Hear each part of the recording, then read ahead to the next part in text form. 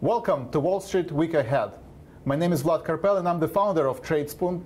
And to my left is a good friend of mine, Joe Cusick. How you doing, Joe, today? I'm good, man. How are you? Great. So we're going to jump to our first segment, Wall Street Week Ahead. And everybody's watching S&P level. Everybody's waiting for the pullback because we have that V-shaped recovery from the October lows.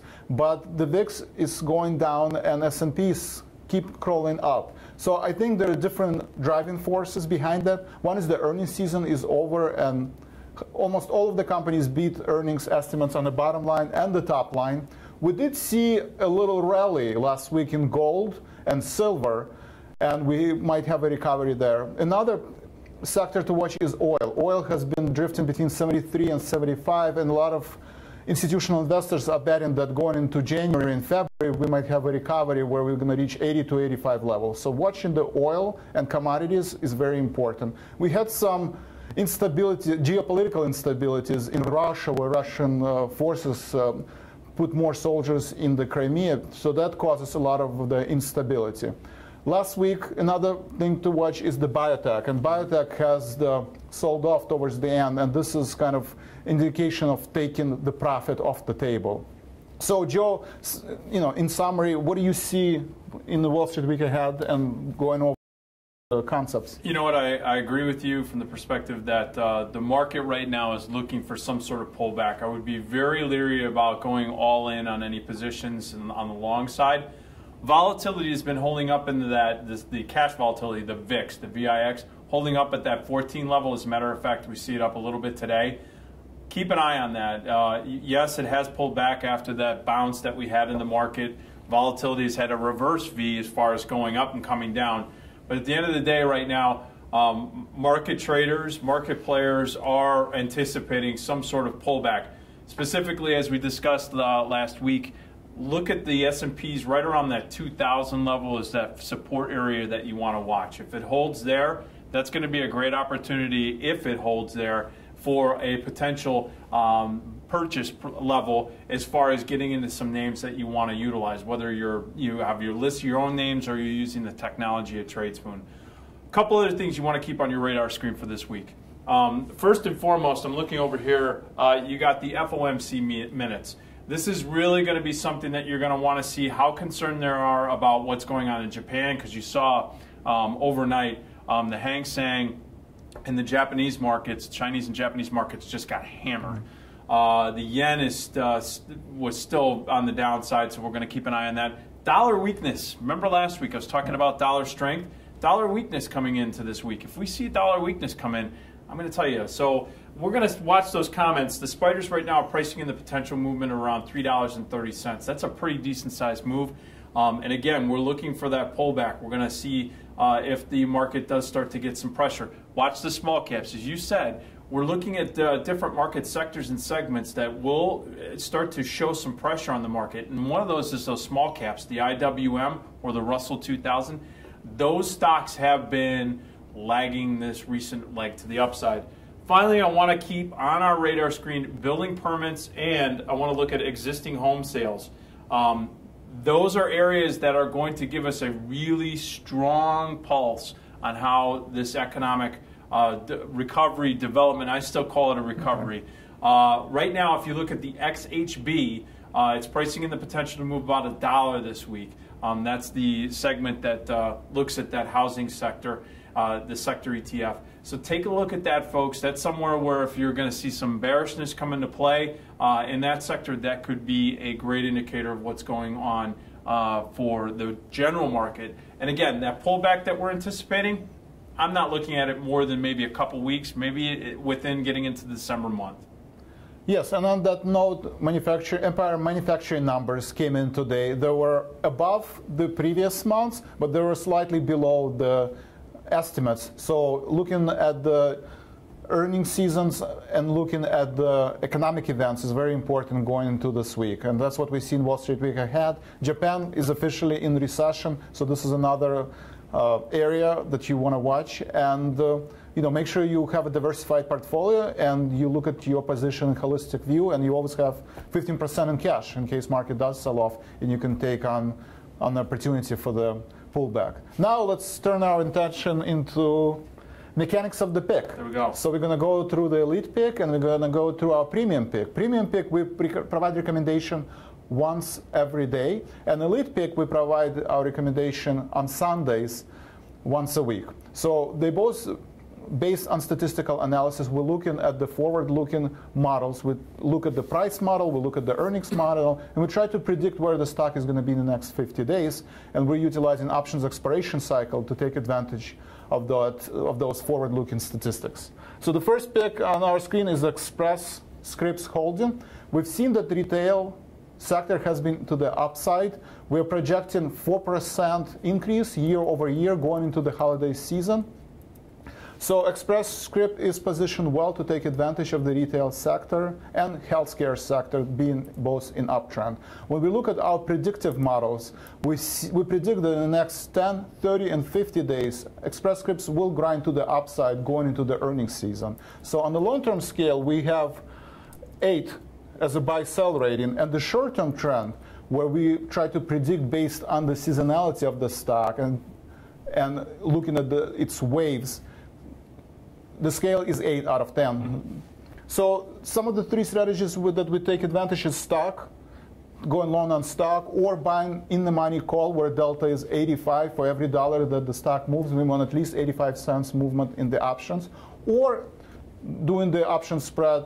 The volatility has collapsed on Express Scripts. That's why we decided to do a call spread. Mm-hmm. And this is was the pick of the week. So, Joe, what do you see in the market for Express Scripts? Well, as you noted, when we take a look at the stock chart, the stock has been moving to the upside up until the last couple of weeks. It's been grinding. One of the things is that this space is extremely competitive. So, again, this consolidation, it's challenging those short-term moving averages, so you could see some pressure to the downside. That's why I think you see 2 things here. The one is that spread strategy, selling that call against the one that you're buying. In other words, looking at buying the $72.50 call and selling the $77.50. Selling those $77.50 reduces that cost basis. And again, if you look at the probability calculator, really there's about maybe a 30% probability of it being above that level around $77, $80, right? So there's a low probability of that actually occurring. That's why you're looking at it from a probabilistic perspective, why you would look at the spread. Also, for those of you that are trading the stock, one thing that I would say, and by the way, too, I want to point something out. If you're purchasing that call spread, the other thing is that you're going to be buying that thing where it has intrinsic. You're buying it at a lower level than where the market's actually trading. In other words, if you take the combined price, $3.70, add that to 72.5, you're basically getting it at around 76 and some change, right? 76.5. The market's trading at around 77, 87. That means if the market pulls down to that 76.5 range, you still haven't lost any money. If you're going to do strategies like this, you'd like to get into a parity. That's why he's doing the deep in the money strategy, or that's why I would think you were doing the deep in the money strategy. If you bought the calls outright, take an opportunity at some point in time. If volatility starts to rise, or if the market stays in that static or consolidated range as it has been for the last couple weeks, take advantage of that. But I think right now, too, keeping a look at the announcements, the next earnings announcement isn't until February, but that's important because this is a January position. There could be some early release of numbers. There could be a pulse that gets out there. Keep knowing that binary event, even though it's a month after the expiration of January options, we could start hearing things early, especially if it's not for that particular stock. It could be for other stocks in that sector. So keep an eye on it, and that's how I'm looking at the structure of this and the play as well. Thank you for the insight. And as always, keep in mind, in terms of probabilities, looking at the standard deviations, historical volatility, and looking at the forward volatility, implied volatility, where we predict the stock prices. Every time you sell out of the money premium, you're making money by reducing your cost basis and increasing the probability of being successful. So let's go to our elite pick. And our elite pick was the ticker symbol ITW that you can see on our screen, Illinois Tools Work. And industrial sector has been grinding to the upside. We see this is one of the leading industries going into 2015. So we decided to look at the ITW. In terms of the industrial sector, we believe that ITW is poised to beat the market in the next 50 days. Looking at the long-term predictions and the short-term trend, you see, I believe they're close to 10. So we're both very positive on our forward-looking prediction, what's going to happen in the next 50 days, but also in the long-term rating that takes into consideration 6 months to 18 months. Joe, do you have any insight on them? You know what, on this particular play, again, you're seeing it's consolidating up at these levels. You're going to see a lot of stocks that way. So if you're going to get into these types of trades, you're probably going to look at some sort of spread strategy, taking advantage of that volatility and that time premium. If it grinds here or pulls back, because you want to buy on a pullback. Again, you're buying this in-the-money call spread for basically lower than where the current market is trading. If you see on the screen, it's trading at 93.78 when you put the recommendation out there, Vlad. It's, you know, getting into this spread strategy, your break even is 93.10. That's getting you in almost about 60 cents cheaper than what the market is. So if the stock does pull back 60 cents, you haven't lost any money yet, even if it goes out at that level at expiration. That's why you're looking at these strategies and you want to take advantage of them. And that's why you're looking also at the in-the-money strategy, because the volatility is very low in this particular underlying. You see the vol changes at 25%. That's telling you that right now the volatility is only 25% higher than its 52-week low. There's not a heightened expectation of very violent moves. But if it does, if the overall market starts to pull back, this one could pull back with the market for a short period of time, and then people are going to start to pick up these higher stocks. As you said, you had it at a long-term 8 and a short-term 10. People find that attractive, and you're doing all the work for them, by the way, which is nice. And you'll start to see that those will garner some interest. For those of you that are trading, that might be something where you could do maintenance, where you could buy back the short call after it did what you wanted to do, which is offset any downside move or decay factor. So that's how I would look at this particular play. Well, thank you, Joe, for your insight. And again, be sure to look at our social media, the Twitter and the Facebook. This is where we update every time we close a position or adjust position price levels. We also do this on our daily pick. So if you're a Tradespoon subscriber, part of our daily service is an email where we adjust the price and we explain you why. So now I want to turn our attention to our last segment, is tool time or volatility time, where we talk about Tradespoon tools, but we also talk about volatility in the market. And currently we've seen in the past 5 weeks, was jumping from 12 to 30 back to 12. In the past 30 days, I think S&P went down. There was 12 to 11% correction, and now it's up 12%. So we had this 24% move in the past 5 weeks. So when you have these violent moves and you look at the Bollinger Bands, this is kind of my favorite technical indicator, is that when you see these 2 standard deviation moves, meaning that 95% of the time you have to stay within the 2 standard deviations away of Bollinger Bands. And now in 30 days we have 2 times where we violated the lower Bollinger Band 30 days ago, and now we're approaching the second 2 standard deviation to the upside. You know that volatility is up, and no matter how good and creative are your quant models in terms of predicting the stuff, they only work when the market is trending or have some kind of a norm. When you do have a geopolitical events, no financial model or quant model can predict these violent moves to the upside or downside. This is where it's important to have cash in your portfolio and manage your positions correctly. Make sure that you defend your position. You have a long-term outlook on these stocks. And we see Tradespoon stocks did sell off as the market corrected itself, but they all recovered and outbid the market in the past 5 weeks. So it's important to make sure you never allocate more than 3 to 5% of your portfolio into any given positions, and have long-term and short-term conviction on the stock that can help you during the heightened volatility times. So if you look at the seasonal charts, one symbol is SPY.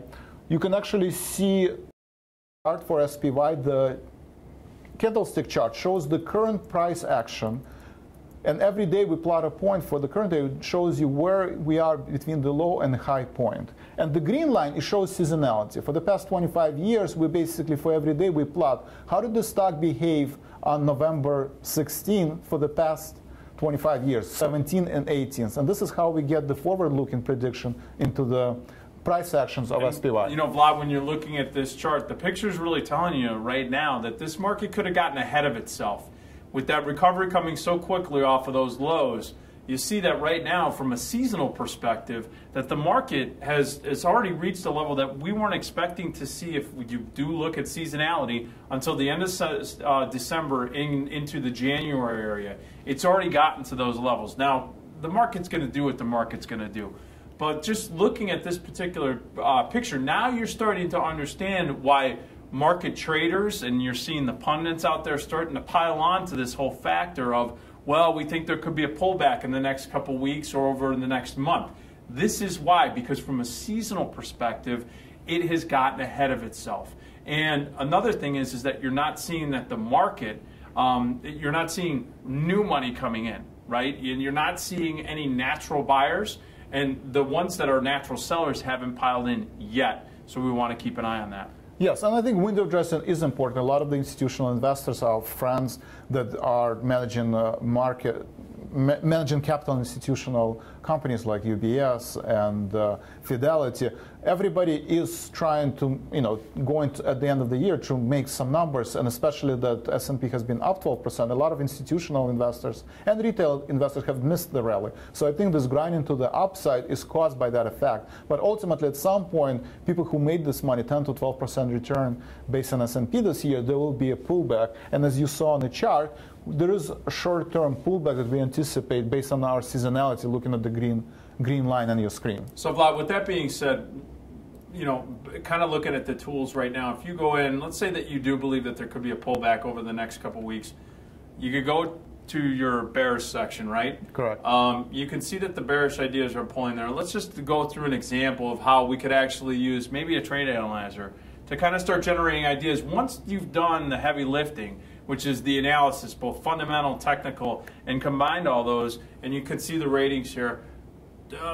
Let's take, for instance, an energy name like BTU, and we wanted to, let's go down to BTU. And so what do you do from here if you want to look for some trade ideas? So if you're bearish on coal miners, you can go, and you believe that long-term ratings is bearish both 6 to 18 months and the short term, you can go to the analyzer, trade analyzer. Sorry, I went to the wrong one, of course. Oh, that's all right. Look at the seasonality chart. Oh, that's interesting. Yes. All right, so we're going to go to the analyzer. So go to the, excuse me, you're going to go to BTU, you're going to go to the trade analyzer, and we will go through different strategies, not only stock and option and spread strategies, but for our advanced traders, we're actually going to go through some of the more advanced options, butterflies, counters, and we're going to analyze what is the most optimal structure of the trade that return has the highest probability of success, but also gives you the greatest return on your capital. So let's say that, and again, we're not doing any research here, we're just, I could have used the probability calculator to kind of get some levels, but let's say that we have $45 price target to the downside. We have an expiration of the third Friday in January expiration. And we've got $2,000, and we're going to leave volatility alone. What the system's going to do, you click here, and I know this system well because this is a trade builder from Trading Block. Correct. We've actually built off of this. And I'm going to scroll down. It's loading it. And I apologize. We're having an issue here. I think we need to pick a different stock. This is a volatile stock. Oh, this is for solar. Right. Sorry, BTU. So yeah, once you type in the symbol and you specify... We're going to go to, let's say, 50. 1050. 115, 2000. Okay. So now the results is for every strategy that you see on your screen, whether you're buying a put spread or you're just buying a put or you're selling a call spread, it will find you what is the probability of any profit and return you the most optimal strategy that you can select. Yeah, and I really like this because for all of us out here, we're always thinking what kind of strategies could we trade on this. And I have to admit, this is 90% of the work right here, is going out there and trying to figure out doing all of this research, both technical and fundamental. So it's done here, and now you can start using these tools more. Yeah. So go ahead, bang on these. If you have any questions about whether it's a trade analyzer or about anything on Tradespoon or Trading Block and how these things work, email us either at info@tradespoon.com or support@tradingblock.com, and we'll answer all your questions.